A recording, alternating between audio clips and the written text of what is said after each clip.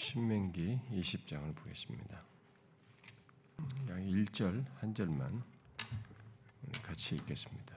20장 1절 시작. 네가 나가서 적군과 싸우려 할 때에 말과 병거와 백성이 너보다 많음을 볼지라도 그들을 두려워하지 말라. 애굽 땅에서 너를 인도하여 내신 내 하나님 여호와께서 너와 함께 하시느니라.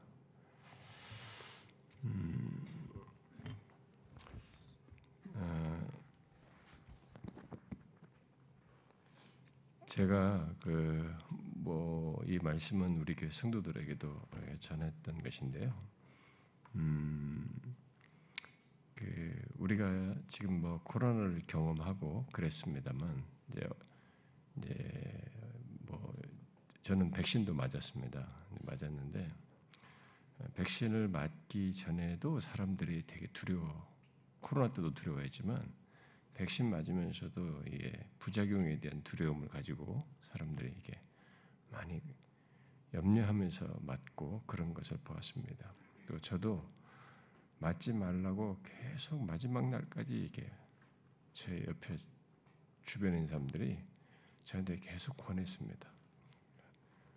지병도 많고 혹시 부작용 날 확률이 많으니까 맞지 말고 좀 더 버텨보라고. 그러니까 우리는 이렇게 두려움 속에서 살아갑니다. 성경에서 보니까 두려워하다는 말의 첫 스타트가 창세기 3장에서부터 나오죠. 아담과 하와가 죄를 범하고 이렇게 숨으면서 하나님을 두려워서 우리가 숨었습니다라고 하면서 거기서부터 두려움이 시작되는데 결국 두려움의 근원은 죄이죠. 타락함으로부터 이 두려움은 인간 존재의 뼛속 깊이 이렇게 새겨지게 됐고 누구나 이제 본능적인 것으로 갖는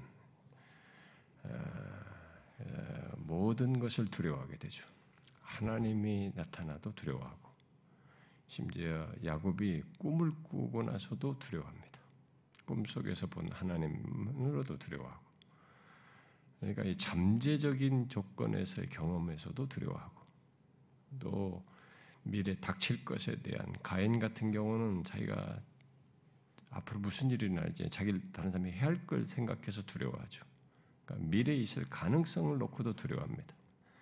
그야말로 이 세상에 태어나서부터 알아서 우리는 다 두려워하고 모든 전방위의 사건들 관련된 것들 과거로도 두려워하고 뭔가 드러날 것에 대한 두려움이죠. 감추인 것, 노출될까 봐. 내 과거가 들통날까 봐 두려운 것이기도 하고 그다음에 현재 직면한 부딪히는 문제로도 두려워하고 미래에 어떻게 될지 모르는 닥칠 일로도 우리는 두려워합니다. 이 두려움이 우리에게 전방위로 이렇게 있습니다. 그런데 이 두려움을 예수 믿기 전에는 너무 당연한 것이고 본능적인 것이고 너무 인간적이죠. 그게 문제가 되지 않는데 성경은 이제 하나님을 믿는 사람들에게 있어서는 이제 하나님을 알게 된 사람에게는 두려워하지 말라라는 이 부정어를 쓰기 시작한단 말이에요. 이게 이제 우리에게 숙제입니다. 그러니까 이 문제를 생각을 해야 된다는 거죠. 두려움이 느껴지는데 두려워하지 말라는 얘기를 하기 때문에 그러면 이 부분에서 이 갭에 두려워하는 것과 두려워하지 않는 것 사이에 어떤 답이 있다는 것이고 이 답에 대한 어떤 신앙적인 반응이 있어야만이 두려워하지 않을 수 있다는 얘기가 되는 것이거든요. 성경에 두려워하지 말라를 찾아보면요. 창세기부터 계시록까지 나와요. 두려워하다는 동사, 두려움이라는 명사 이런 것들이 창세기부터 계시록까지 수도 없이 나와요. 내가 이거 다 찾아보니까 그리고 두려워하지 말라도 계속 거기에 섞여서 나옵니다. 그래서 문제는 우리들이 이 두려움을 본능적인 것으로만 생각하면서 지나갈 수는 없다는 겁니다. 예수 믿고 나서부터는. 우리는 이 문제를 다뤄야 된다는 거죠. 두려움의 문제를. 그러니까 저도 두려움이 느껴질 때 두려워하게 됩니다. 근데 이게 그렇게 방치하면서 두려움으로 인해서 있는 폐해들이 뒤이어서 작동되도록 하고 하는 것을 용인해서는 안 된다는 거거든요. 결국은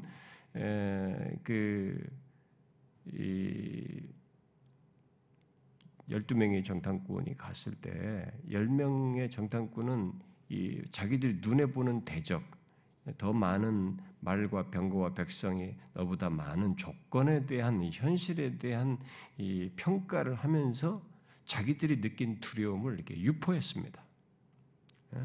우리는 못 이긴다. 안악자손도 있고 막 성읍도 견고하고 다 크고 우리 절대 못 이긴다. 딱 단정지어 버렸습니다. 그러니까 뭐 전체가 다 난리가 나버렸잖아요. 그러니까 두려움을 느낄 어떤 조건의 상황에 대해서 이렇게 두려워하는 것은 뭐 있을 수 있는데 문제는 하나님을 믿는 백성들에게 있어서는 그게 전부가 아니라 두려워하지 말아야 할 이유를 다 가지고 있거든요. 근데 두려워했단 말이에요, 이들이. 그러니까 그 이유를 가지고 그 다음으로 진척되지 말아야 되는데 그들은 두려워했고 그 다음에 그걸 이렇게 노출하면서 그 다음으로 두려움에서 더 빠져들어가고 그 다음으로 진행됐습니다. 그런데 그게 어떻게 진행되냐면 히브리서 3장과 4장으로 가보면 이들이 믿지 아니함으로 순종치 아니했다. 불신앙과 믿지 않음, 신뢰치 않음과 불순종으로 연결되는 거예요. 그래서 예수 믿는 사람들에게 있어서는 이 두려움의 문제가 하지 말라라는 것에 대한 이 하나님의 말씀에 대해서 고민을 해봐야 되는 거죠. 신앙적인 행위가 여기 수반돼야 된다는 겁니다. 그냥 그대로 있어서는 안 된다는 것을 우리에게 말해주는 거죠.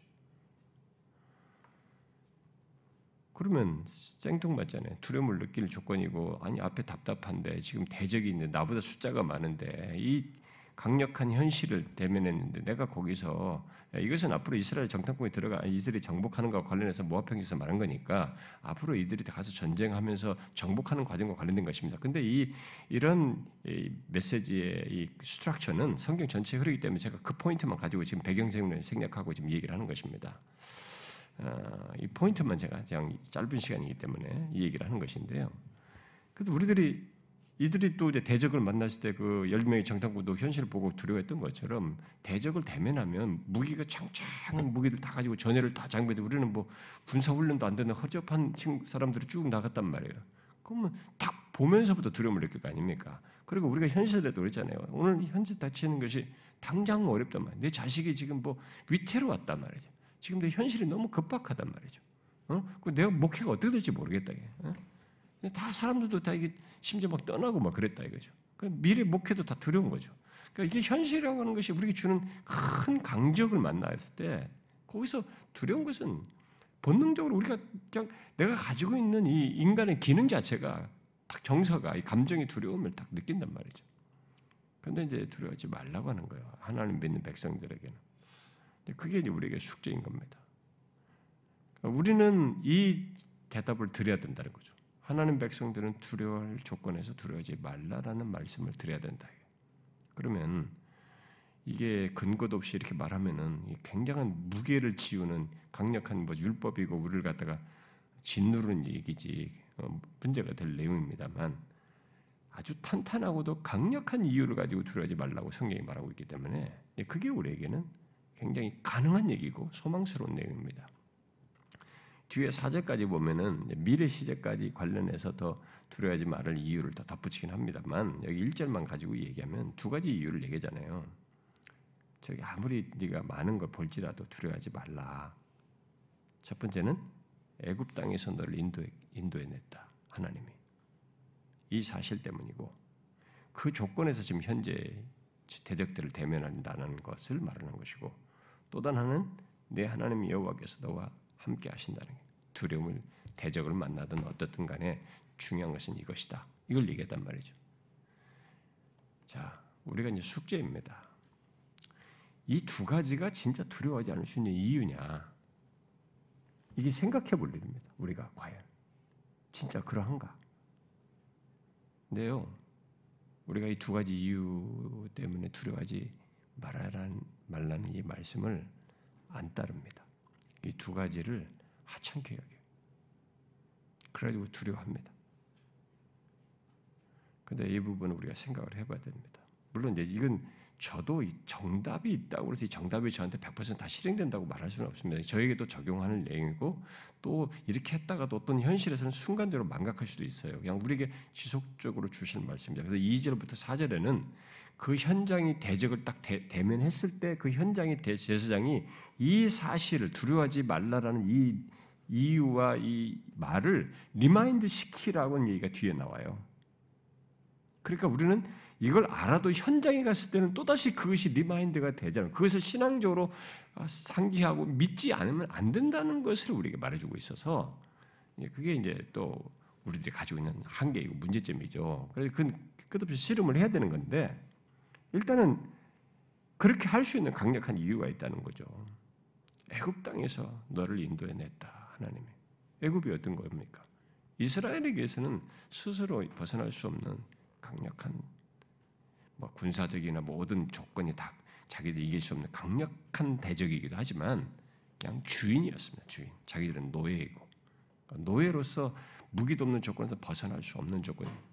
그러니까 자신들의 존재와 삶에서 있을 수 있는 가장 강력한 대적에서 이들을 구출하는 겁니다. 그 조건에서 이들은 여기 대적을 앞으로 만날 겁니다. 그러면 이 앞으로 만날 대적들은 자잘자잘한 것이에요. 그걸 얘기하시는 거죠. 그렇다면 우리들에게 적용적으로 얘기하자면 뭐겠습니까? 우리는 예수 그리스도로 말미암아 우리의 존재와 삶에서 가장 강력한 대적인 죄와 사망에서 건진받았습니다. 그러면 이 세상에 살면서 부딪힐 것들은 죄와 사망이라는 이 강력한 두렵게 할 것보다 두렵게 할 것은 사실 없습니다. 왜냐하면 다 지나가는 것이거든요. 그때는 죽을 것 같아도 또 지나갑니다. 또 지나가요.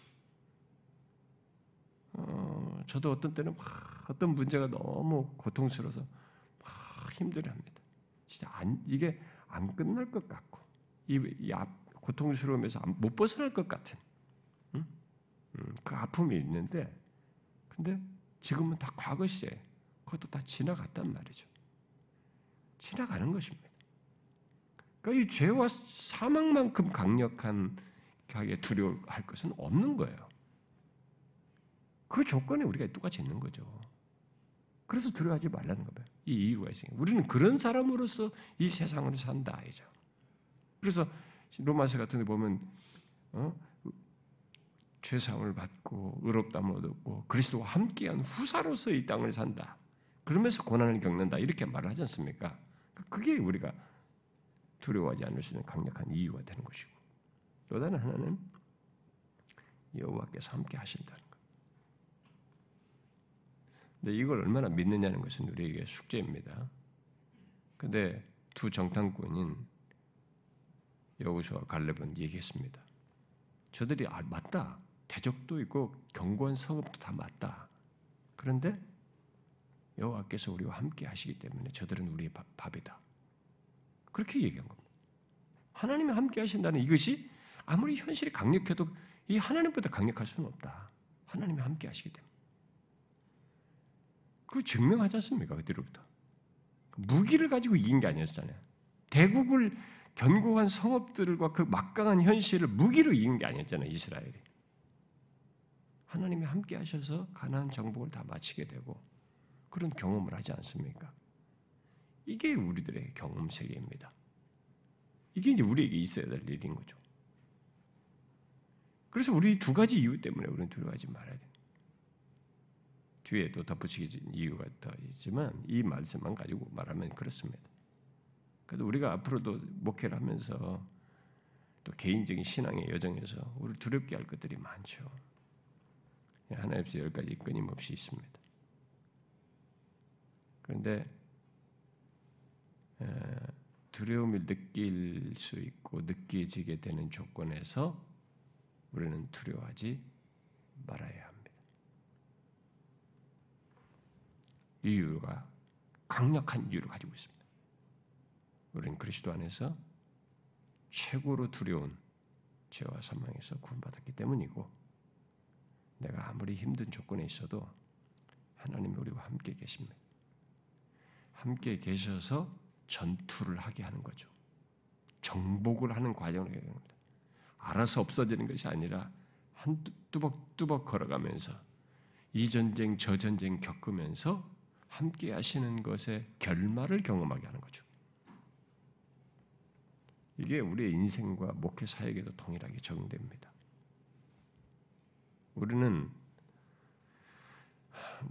우리도 목회자로서 진짜 많이 두려워할 일이 있습니다.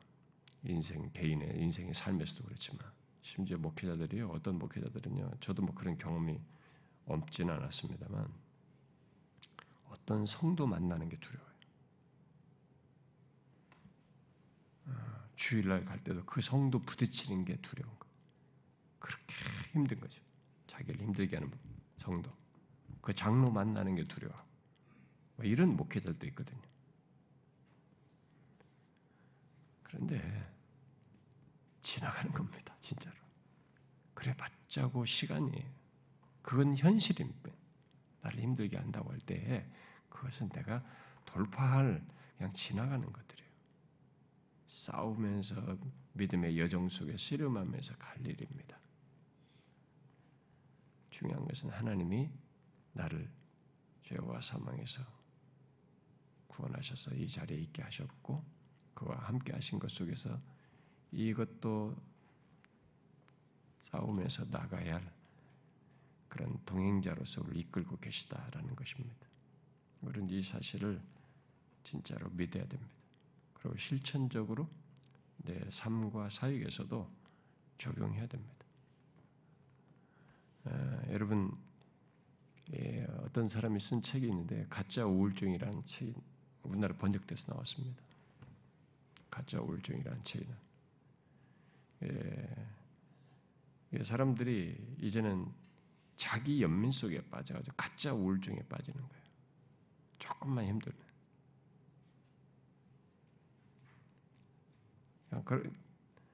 그것을 너무 이제 막 존중해주고 그것을 인정해주는 분위기가 되다 보니까 그것을 뭐 그렇다면 다 큰일 난 줄 알아요.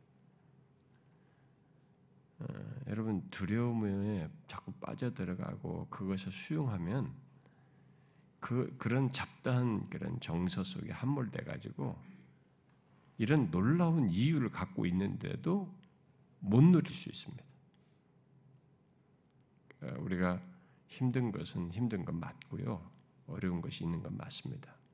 그러나 잊지 말아야 됩니다. 우리는 두려워하지 않을 이유를 확실히 가지고 있습니다. 하나님이 죽은 것도 아니고 그가 우리와 무관하게 계신 것도 아닙니다. 그가 우리와 함께 계셔서 이 여정을 가게 하시는 거죠. 그걸 기억하고 신자로서뿐만 아니라 사역자로서 사역을 해야 된다고 믿습니다. 기도하겠습니다.